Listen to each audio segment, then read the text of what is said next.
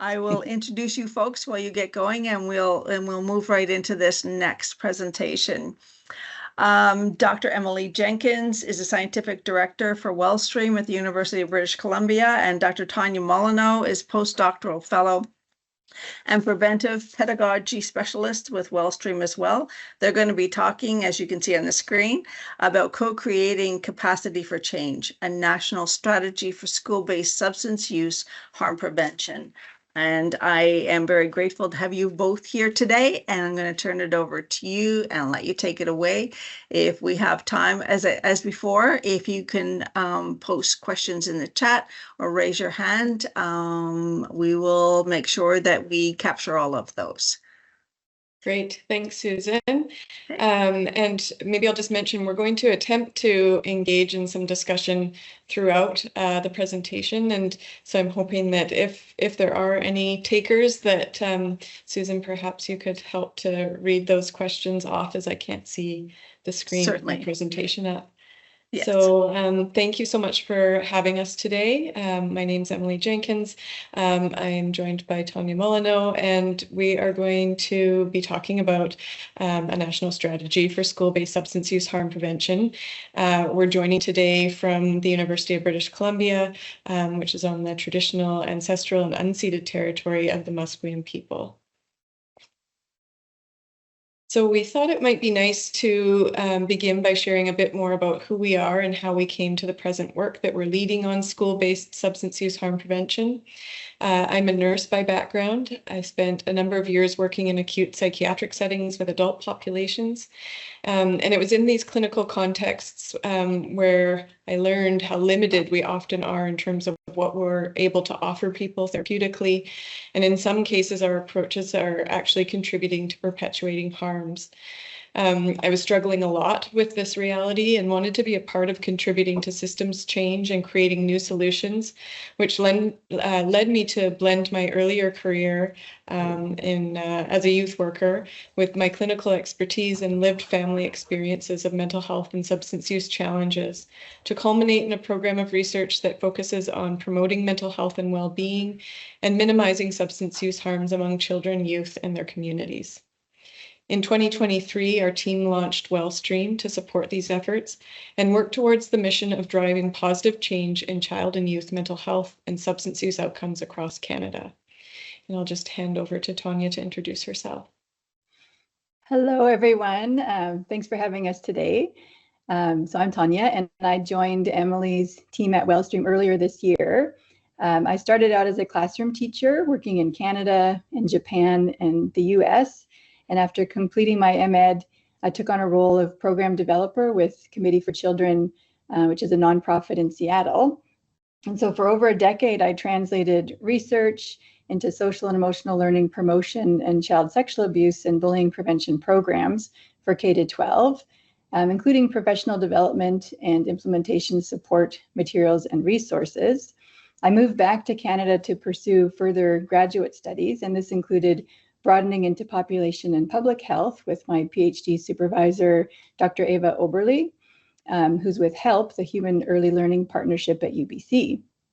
And I was drawn to Wellstream and Emily's program of research focusing on school-based substance use harm prevention because I felt my background and experience could help advance efforts to bridge the health and education sectors to promote child and youth mental health and reduce substance use harms. Back to you. Great. So with this bit of background, we'll now provide a brief orientation to the issue that drives our current work.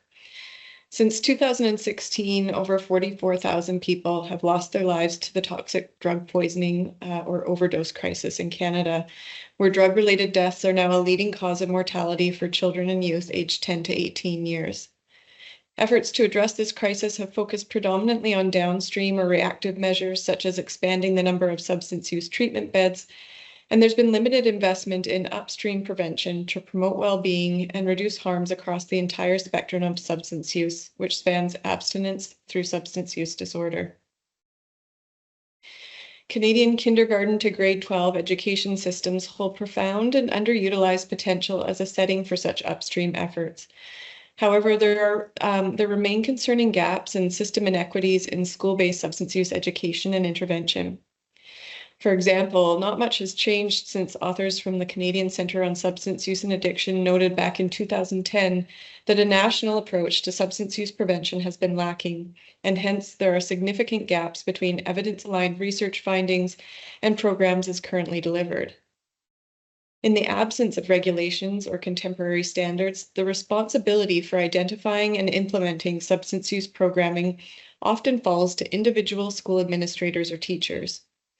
This results in workload challenges as well as concerning gaps and system inequities, and has led to urgent calls from the education sector for support, designing and implementing a coordinated and evidence-aligned strategy. Responding to these calls, our team at Wellstream is leading a multi-phase implementation science project that moves beyond an effort to study or implement a standalone program and instead reflects a pan-Canadian systems transformation process that will build capacity among education professionals to effectively and equitably respond to student substance use in all aspects of their work. This includes in delivering substance use curricular and cross-curricular content, administration-driven interventions in response to student substance use at school, and whole-of-school strategies to promote positive school culture and facilitate referrals to community-based services. In doing so, the goal of this project is to generate new knowledge that positions Canada as a leader in school-based solutions to prevent, reduce, and delay substance use harms. The initiative involves 3 key phases. The first is designed to characterize the issue and inform innovation. We're currently in the latter part of this work, which will culminate in the release of national standards that will provide evidence-aligned guidance for upstream prevention, education, and intervention in K-12 schools. In phase 2 of this initiative, we will be working on an implementation science-based approach, supporting ratification and adoption of these standards across jurisdictions, as well as co-designing and testing resources to support education practice. And finally, in phase 3, we will continue efforts to optimize outcomes through continuous monitoring and refinement of research and data processes, implementation products, and training to scale practice resources across Canadian education systems and respond to emerging trends to strengthen impacts. So during phase 1, we've been focusing on characterizing the present landscape of school-based substance use programming, and this effort has resulted in 3 main outputs.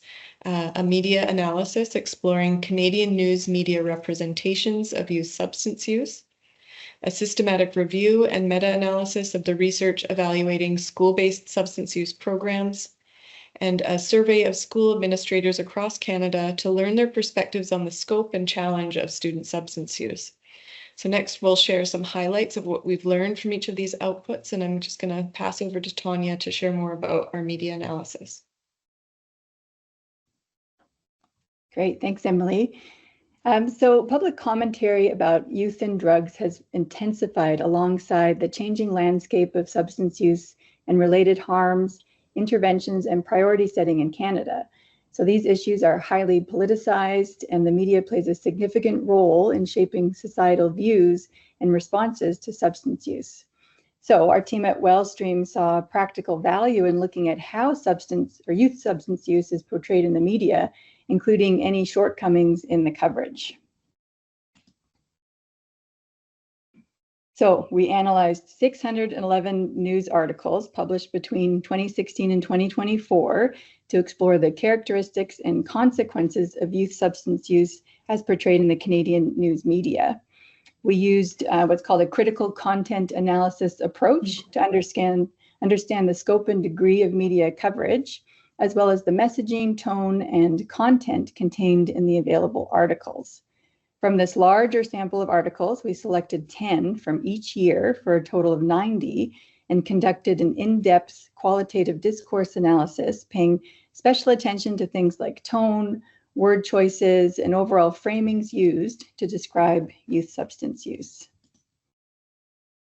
So regarding the scope and degree of coverage, we found that Over half the articles originated from Ontario and BC, 32% and 26% respectively, and another 14% from Alberta, but no articles originated from PEI, Newfoundland and Labrador, Northwest Territories, or Nunavut.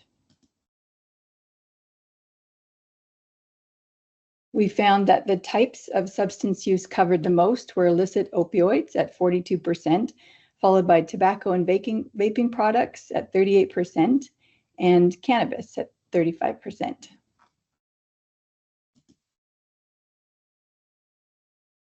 So the experts reflected in the news media coverage varied widely. Healthcare professionals were featured most often at 44%, followed by government representatives at 36% and researchers at 21%.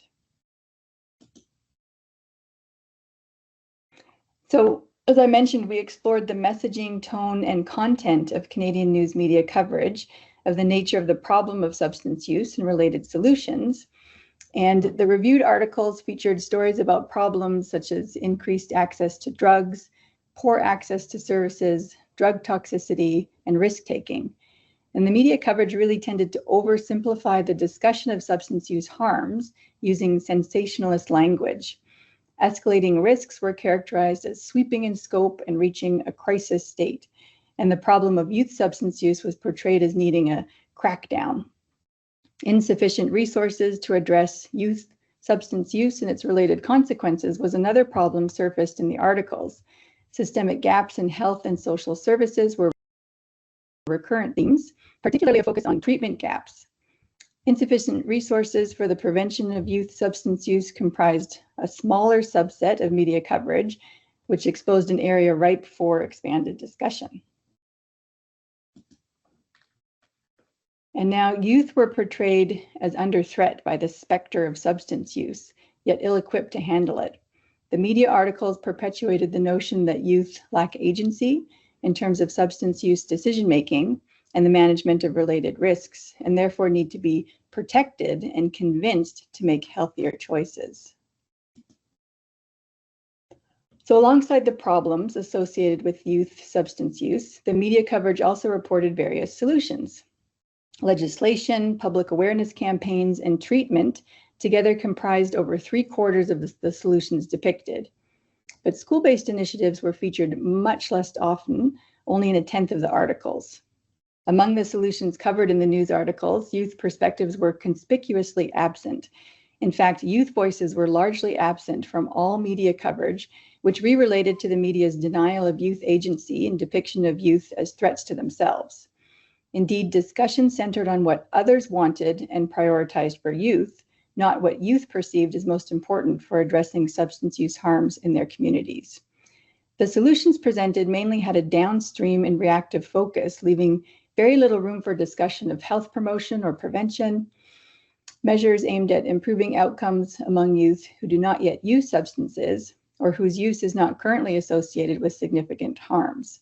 Upstream and more public health focused measures aimed at intervening to prevent and address substance use before harms arise were rarely featured. And the solutions highlighted also tended to focus on individual substance use patterns and consequences, with very little discussion of family, social, and structural context of youth substance use. So, for example, the solution of individual treatment was covered extensively, while the potential for action on the wider set of circumstances that contribute to inequities in youth substance use and related harms and service access was largely missing. So what were our takeaways? Based on the analysis, we concluded that media reporting on youth substance use in Canada lacks balance and nuance.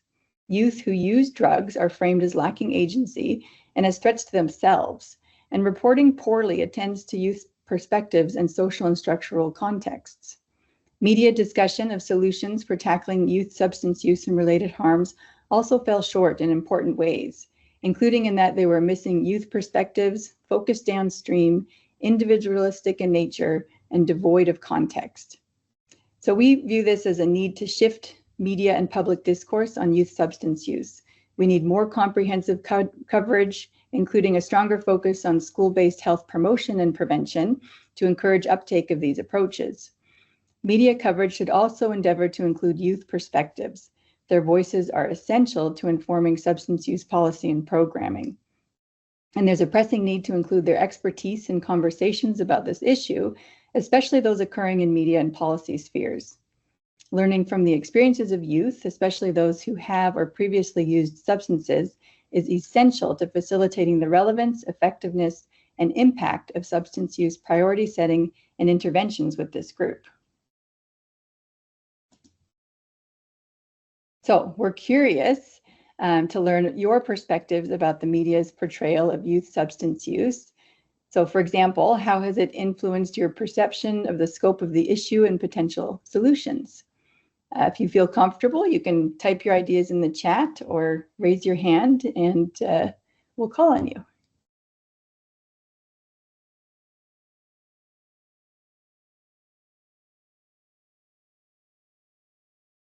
And I'll just give it a couple of moments to see if anyone wants to chime in, and then I can move on to presenting on our systematic review.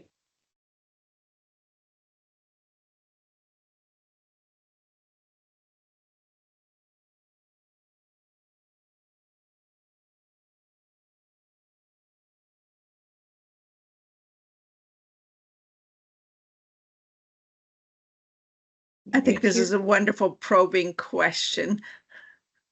Yeah, we can return to it as well at the end of our session and see if at that point anybody wants to, engage in dialogue about it. Mm-hmm. It is something I think that seems to be in the news most every day. You see articles about the vaping crisis in schools or, teenagers overdosing. And so it's just based on our analysis that we presented to you. We were just curious what your perception was of how the media portrays youth substance use. But yeah, we can return to it. All right, so another component of our phase 1 work to characterize the landscape was to explore the research evidence for school-based approaches to substance use education and intervention. And we did this through a review of systematic reviews of the research and a meta-analysis of the program outcomes from randomized controlled trials, or RCTs, of substance use prevention programs. Systematic reviews provide a synthesis of the research on a given topic using a structured, replicable approach and critical methods. A meta-analysis involves combining all the results from independent studies on the same topic and using statistical techniques to get a more precise and powerful estimate of the effective interventions than you would be able to achieve from one study on its own. So our rationale for undertaking the overview of systematic reviews and meta-analysis was because although schools offer a strategic setting for substance use prevention, the effectiveness of school-based programs is mixed and uncertain. We don't have a clear sense of what works for whom, when, and in what context. And so we saw a need to evaluate the efficacy of school-based approaches to preventing and reducing substance use harms for children and adolescents while incorporating school ecosystem considerations.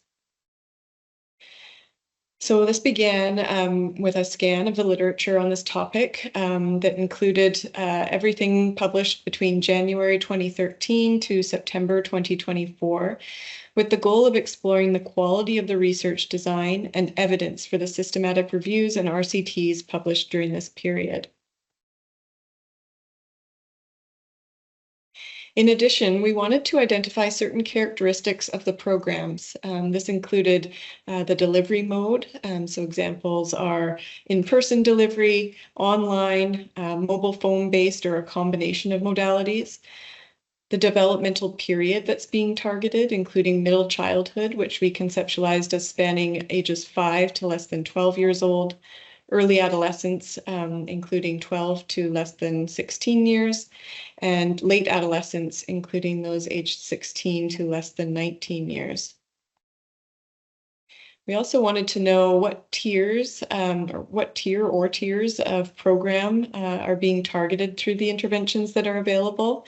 So this includes universal or tier 1, which involves delivery to all students, targeted or tier 2, which involves delivery to a subset of students that are deemed as at risk, and indicated or tier 3, which involves individual students who are already using substances. We were also curious about the theoretical orientation or basis that was kind of forming the foundation of the pedagogy and instructional design of included programs. So we wanted to know whether it would fall into a category of information or knowledge-based model, which involves using education to deter use. A values and decision-making framework, which includes self-efficacy and life skills. Social competency training, which involves managing peer pressure and promoting resistance skills, or harm minimization strategies, which seeks to reduce the harms of substance use without mandating abstinence. And finally, we wanted to incorporate school ecosystem considerations that historically have not featured in the evaluation of these types of programs. So we applied a health promoting schools framework and looked at the types of components that were addressed or included in the programming that was being measured.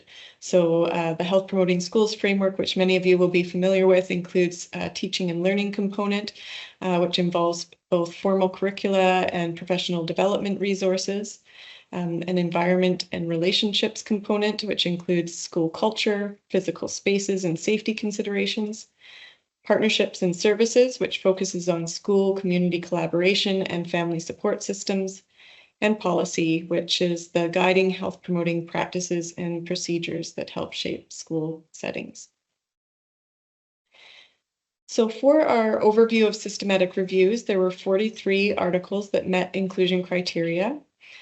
Of these, over 60% were evaluated at a critically low quality. The included reviews examined a range of school-based interventions from multi-component health promotion programs with a substance use prevention element through to interventions that specifically targeted adolescent substance use. The reviews suggested variable effectiveness of school-based programs in reducing substance use behaviors, with outcomes strongly influenced by implementation quality and contextual factors. Some reviews emphasized the value of culturally tailored interventions, peer-led initiatives, and community engagement. And most reviews highlighted the need for rigorous evaluation protocols and standardized intervention approaches to assess long-term effectiveness and ensure equitable implementation across diverse populations. For the meta-analysis, we were able to include 60 randomized controlled trials. Most interventions, nearly 67%, were delivered in person, while few used online, phone-based, or combined delivery methods. Most programs, again, nearly 67% here were universal, so that tier 1 level, with fewer implementing targeted tier 2 or indicated tier 3 or combined approaches.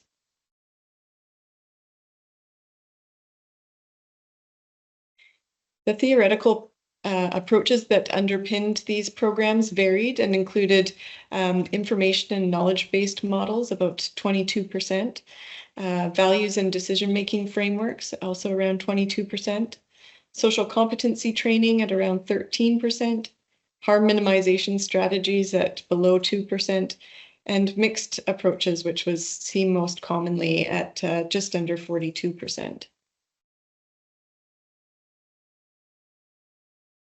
Primary outcomes focused on substance use frequency. Tobacco use was most commonly measured in 42 studies, followed by alcohol and cannabis.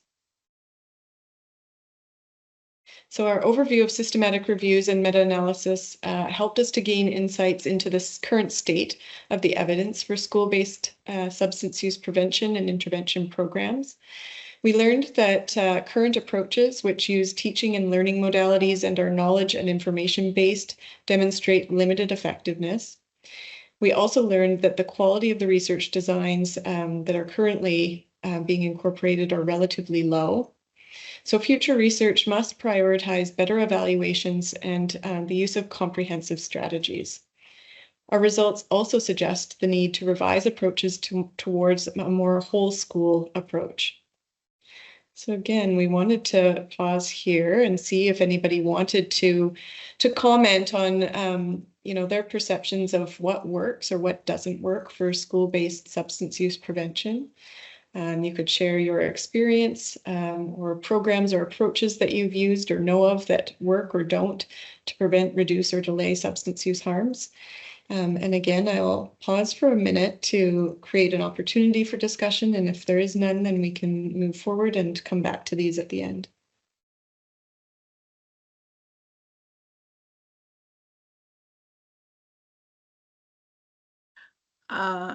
Firsthand, I may not be pronouncing your first name correctly, Dana. I'm sorry if I'm not. Please Yeah. correct me. But yeah. No, that's fine. Yeah, I just have a quick question relating to your comment on the importance of a whole school approach. Did you come across any examples of that? And would you be able to tell us a little bit about what you mean by taking a whole school approach to substance use programming? Yeah, so a whole school approach would be one where it's very much aligned with a comprehensive school health approach. So recognizing the various components of the school ecosystem that together create the context in which children are learning and developing. Most by far and wide, the programs that we were identifying and reviewing would be considered kind of a standalone program. They weren't linked to a broader effort or initiative within the school environment to respond to this topic. And so a whole school approach would be one that recognizes those cross-curricular opportunities, curricular opportunities, the role that school administrators are playing in responding to substance use on school property, and the connections between the school setting and the broader community, including family members and other supports and services. So really recognizing the role that each individual in that school setting can play in the effort to reduce substance use harms among youth. Thank you. I don't know if this, sorry. I was going to say, I don't know if this is helpful. And I know, Sean, you have your hand raised, but I know that some jurisdictions have, and I don't know if we were going to talk about any particular programs, Emily, but I know that some jurisdictions have talked about community kind of focused substance use for youth harms prevention, like the Planet Youth Icelandic model. Those I know Yukon, New Brunswick, Ontario have connected with those. So I don't know the outcomes, but I know that there's sort of a long-standing commitment from some areas. But I don't know if you've looked at those kinds of approaches in particular, as opposed to things like DARE or those kinds of programs. Yeah, well, one of the challenges definitely in the literature is that those studies that incorporate a randomized control trial design, which lends itself to being able to conduct those statistical tests to understand program effectiveness in particular ways, are often not what is most appropriate for studying complex multi-level types of interventions that take a more comprehensive approach. And so there's definitely a need for methodological advancements around how do we measure and the ways that we kind of seek and appreciate various forms of knowledge and evidence to understand what works and for whom. Great, thanks. Sean.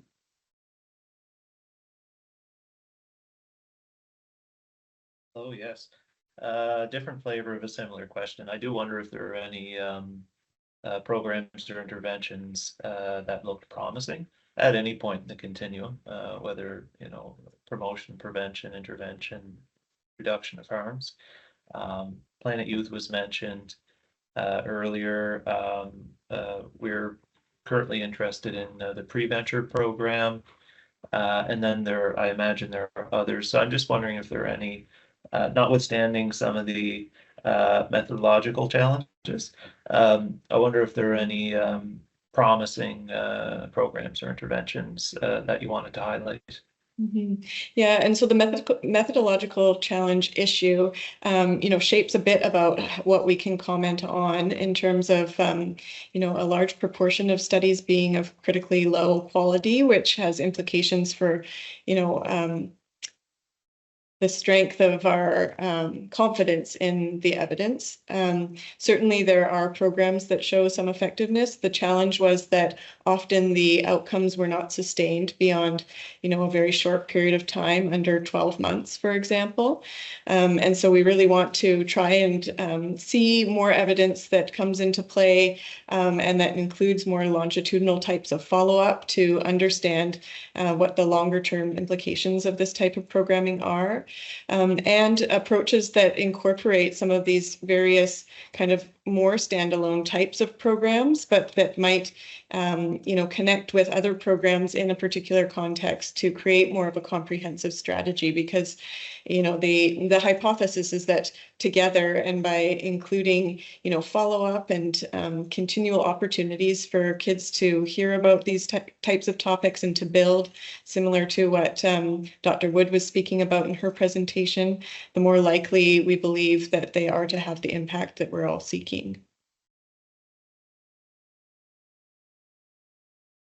Did you have a follow-up, Sean? See here. Yes, if that's okay. Yeah. I appreciate the response to understand the multi-component, how best to study multi-component interventions and longitudinal. Then to consider the challenges of implementation. It's one of the questions, I won't say concerns because I haven't looked into it enough, but one of the questions I have about Planet Youth. There's a lot of moving parts. We're not all Iceland. But I'm going to play devil's advocate right now. If I need to implement a program tomorrow to address concerns around youth substance use, what are 3 to 5 programs I should look into? Mm-hmm.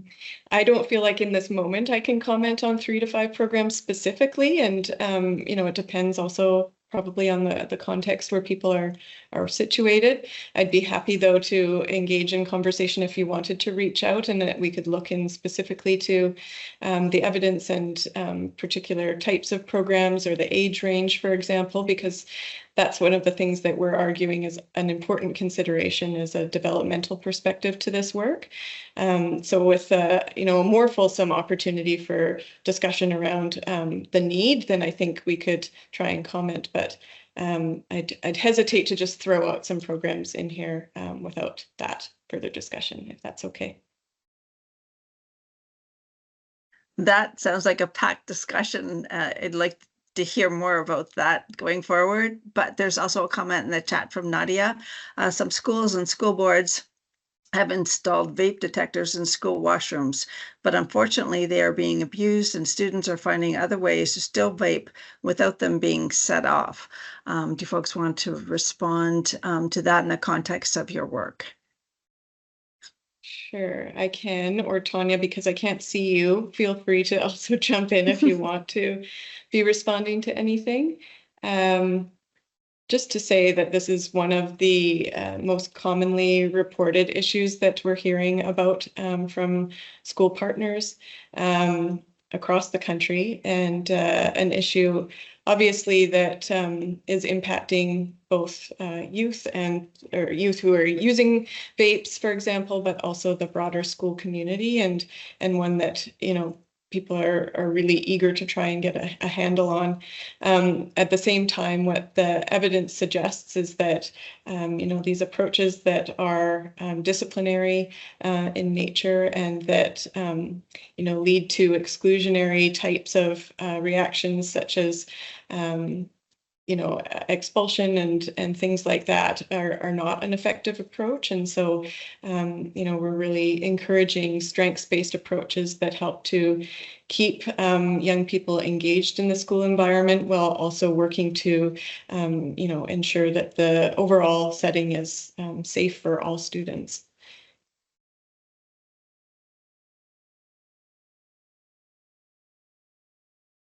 Okay. I can hand over. Or Tonje, you got a were you gonna positive jump response to that, Emily. Okay, great.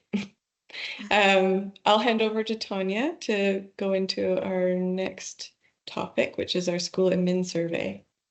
Yeah, thank you. Well, so continuing our efforts to characterize the policy and practice landscape and guide innovation efforts, we turned our attention to school administrators. And so these are the principals and vice principals who play a key role in directing and championing substance use approaches and intervention strategies in their schools. And they're ideally positioned to inform the present and evolving state of substance use programming and practices within education systems, and to serve as a proxy for changes to youth substance use over time. So last year, we launched the inaugural Substance Use in Canadian Schools National Examination of School Administrators' Experience and Perspective Survey, which will be deployed on an annual basis. So the data were collected between June and September 2024 through an anonymous online survey, which was available in both English and French.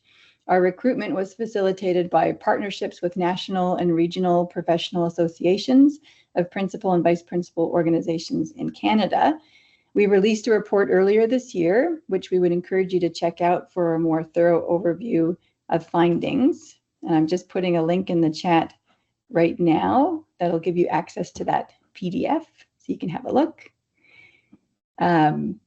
And here you can see that we were looking at 8 domains through the survey. So we had traditional survey style questions, open-ended options were also included, which gave folks an opportunity to provide more detailed responses. So I'm going to step through some of the findings in some of these areas that we thought could be featured for you here today. So first, we were really curious about the types of substance use challenges encountered in Canadian schools, and found that most school administrators identified vaping, almost 64%, as their top concern, followed by difficulties with substance use on school property, almost 42%. And then administrators also reported challenges with students impacted by substance use in the family, and students dealing with co-occurring mental health and substance use challenges. We also asked administrators to identify the substances most commonly used by students in their school settings. They reported cannabis, just over a third, as the most commonly used substance by students, followed by tobacco or nicotine products, caffeine and energy drinks, and alcohol. And then a smaller number reported youth were using other substances, such as prescription drugs, psychedelics, stimulants, and non-medical opiates. So just another touch in, we're curious about your thoughts on what administrators reported regarding substance use challenges and the types of substances being used on school property. Was there anything that surprised you about our findings, or were what you expected? Feel free to use the chat or raise your hand.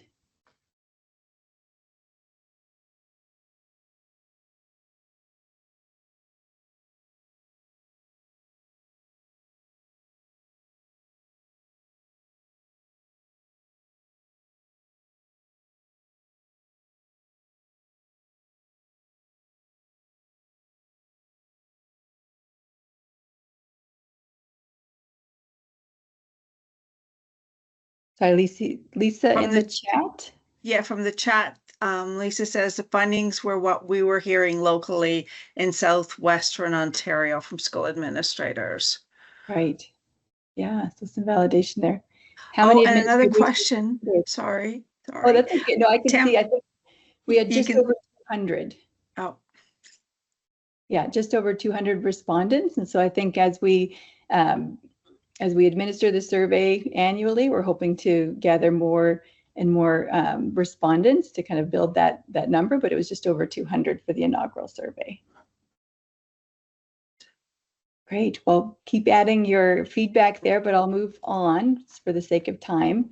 So some more findings. We also, we asked school administrators who work really closely with students and their families who are supporting their needs in different ways about the current policies and practices. So we also collected information from school administrators about the amount of time that they spend on activities related to substance use and whether this has changed over the past year. We found that over half of administrators reported spending 1 to 5 hours per week engaged in activities related to student substance use, with a smaller proportion, 3.4%, spending more than 20 hours weekly. So spending a lot of time.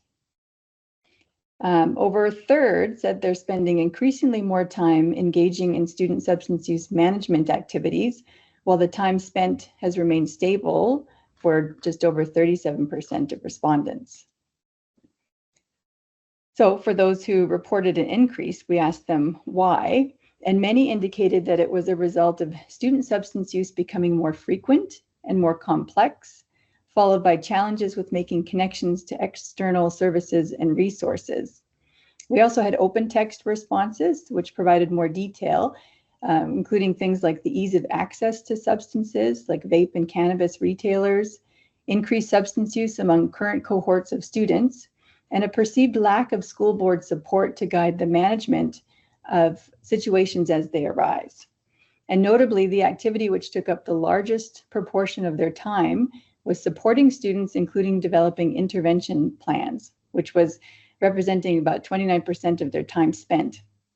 And this was followed by investigating and or reporting incidents, which took up on average almost 28% of the time dedicated to these activities.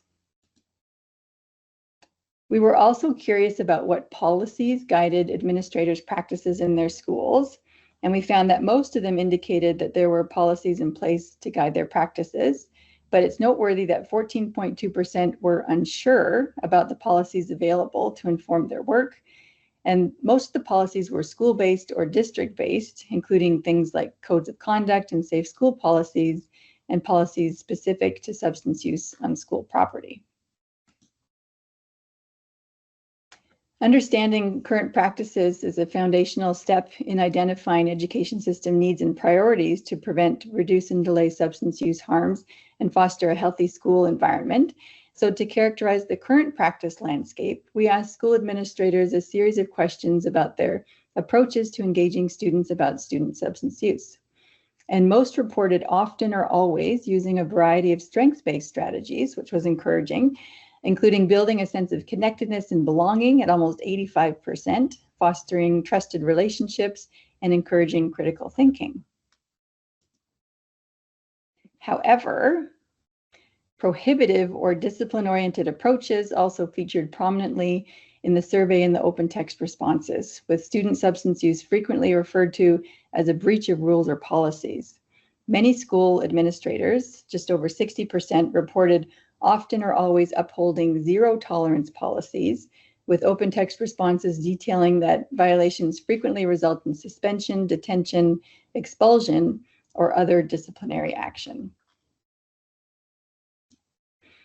We also asked them about the approaches they use to engage with parents and caregivers about student substance use, and they generally endorsed often or always building school connectedness and belonging, creating conditions for candid, ongoing conversations, facilitating referrals to external services, and fostering skills development. Now, looking at the programs they're implementing, we saw in the systematic review and meta-analysis that they can vary widely in their approach and content and structure and intended outcomes. And while trained experts in pedagogy, education professionals may be unfamiliar with evidence-aligned approaches to delivering substance use education. So they're kind of left to navigate these choices for their school settings.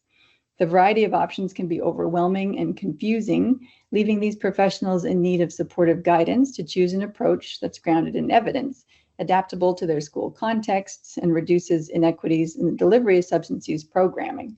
So to understand the substance use programming currently being delivered in Canadian schools, we asked administrators to identify the approaches adopted in their settings. They endorsed a wide variety of programs with differing levels of evidence, and the most used programs were MAD at just over 30%, DARE at 24%, and Safer Schools Together at 17%. We also wanted to understand school administrators' current levels of knowledge and confidence in responding to student substance use, and just over a quarter indicated they were completely confident in discussing issues related to substance use with students, as well as parents or caregivers. A similar number felt completely confident in providing referrals to external supports.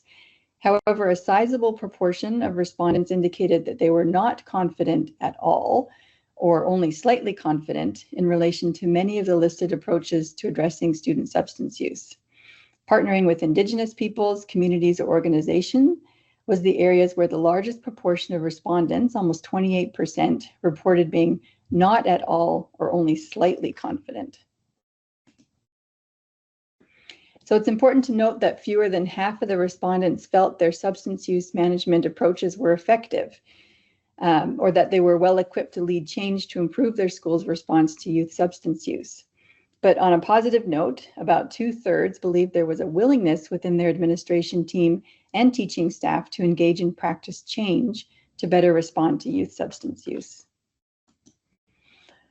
And we wanted to know what were the barriers to shifting practice. So for example, nearly half reported that there are insufficient resources to support professional development, while a substantial proportion noted the lack of a guiding framework and poor access to trained professionals to support practice change.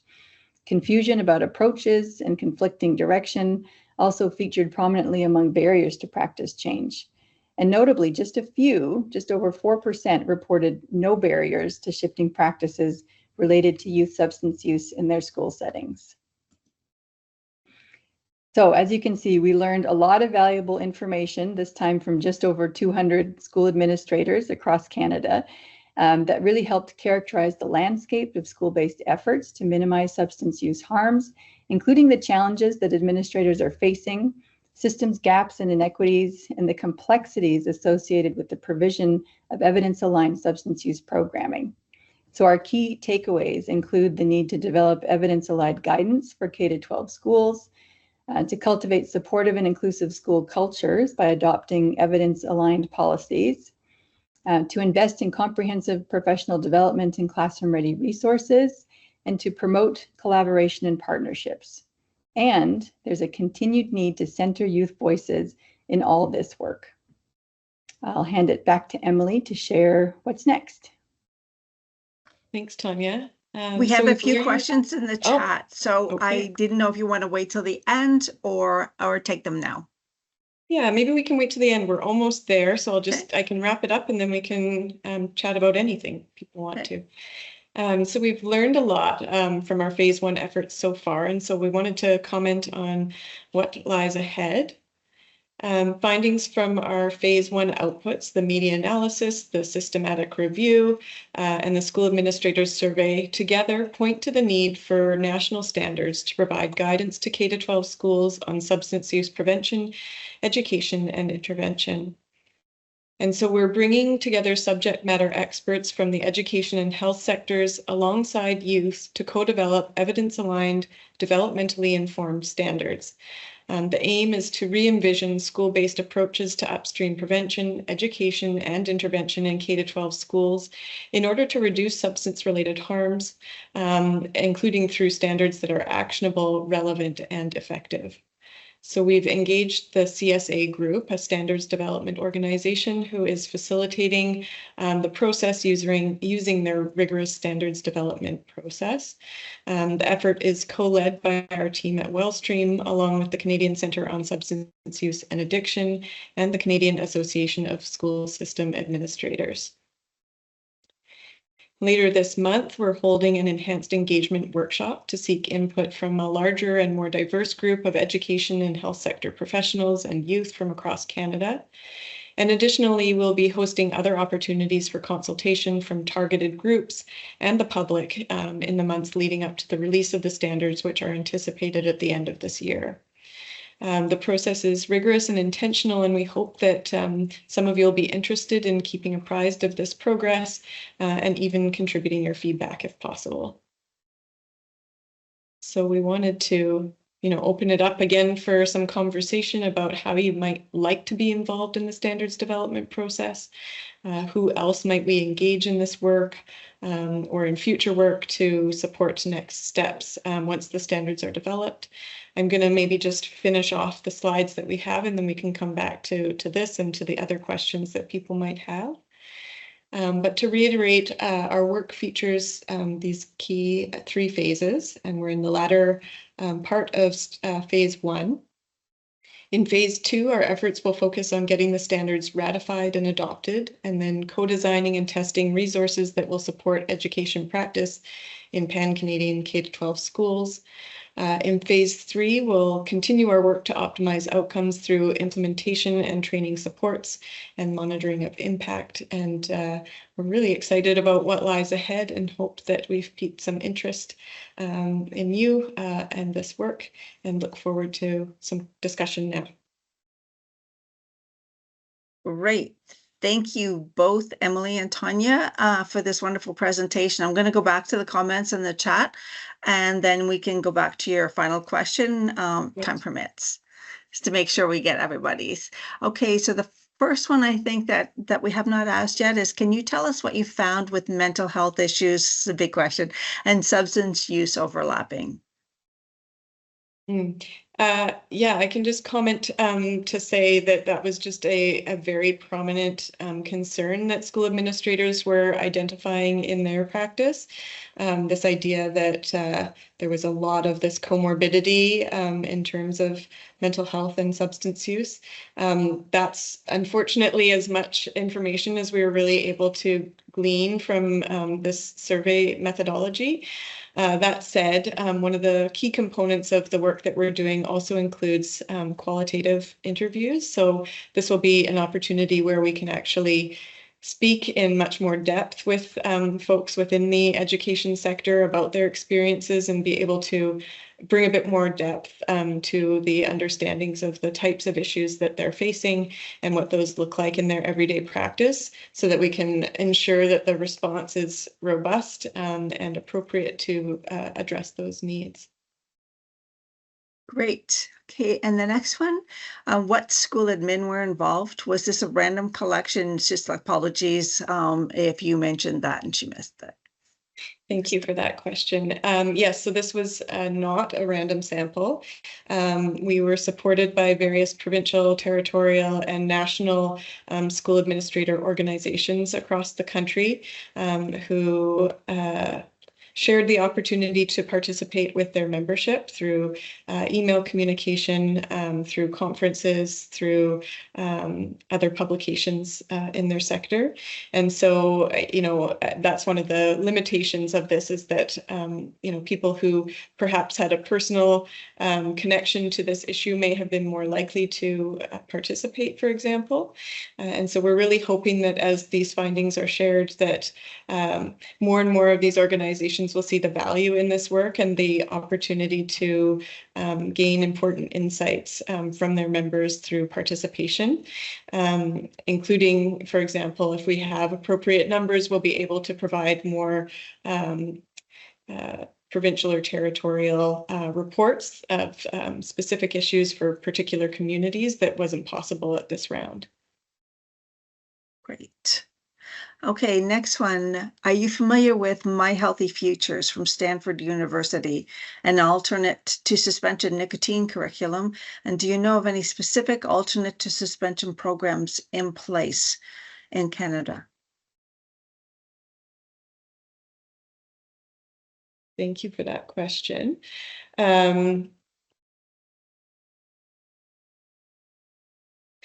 It's a great question, because that is one of the key issues that school admin identified that they're facing in their practice.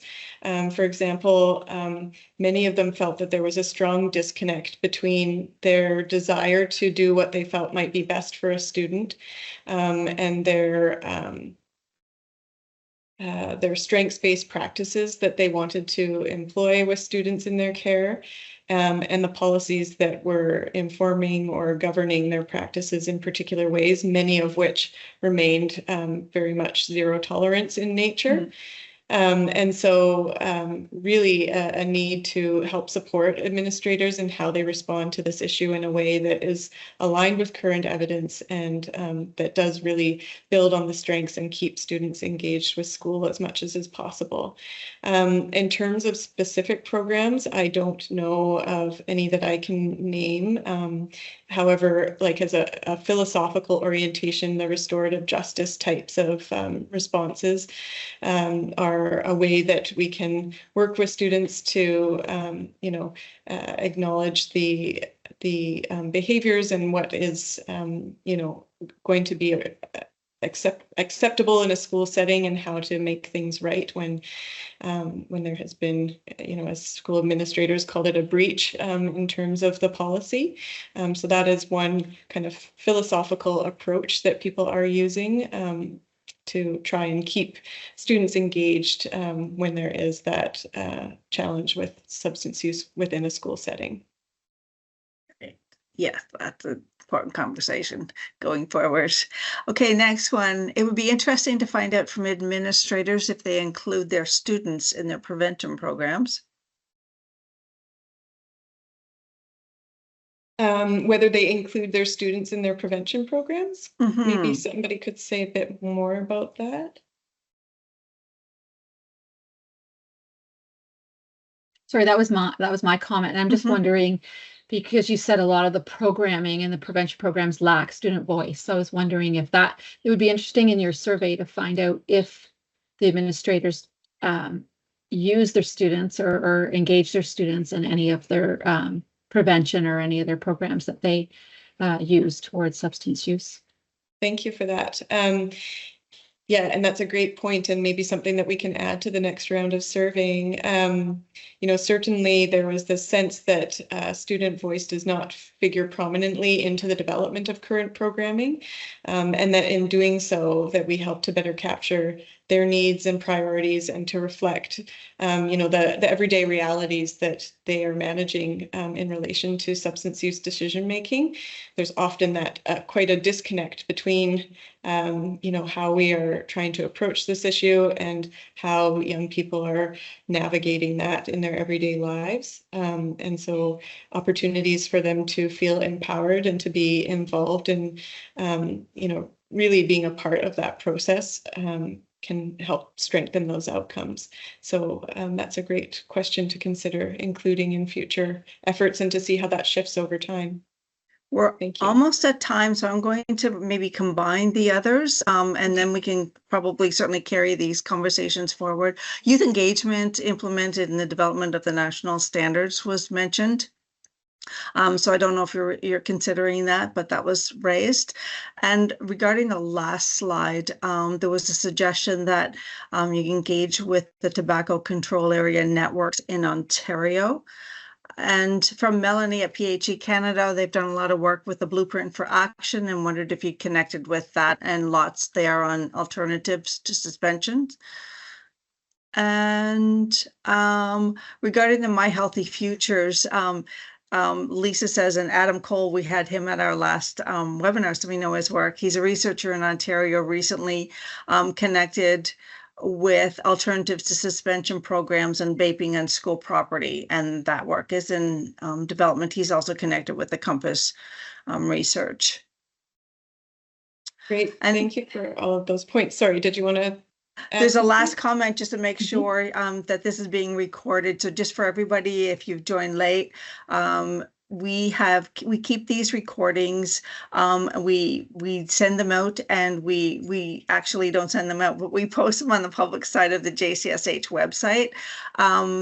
So you are welcome within about a week. It takes us a few days to sweet talk our video and tech folks here in the department to get this work done for us.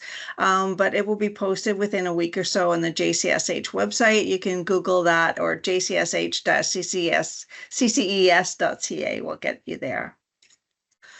And then just some thank yous. But before everybody leaves, I just want to sincerely thank both of you, Emily and Tonje, for your work, all your research, your presentation, your willingness to participate today. I am sure there's going to be many follow-up conversations. We're looking forward to connecting with you in the future as we all continue this, when you continue your research forward. So thank you so much. Thank you so much for the opportunity. And yes, please feel free to reach out. And if you want more of a targeted conversation about next steps or some of our findings, then feel free to email, and we will set up a time to connect. Thank you. For sure. Thank you. This wraps the presentations and webinars for today. I want to thank everyone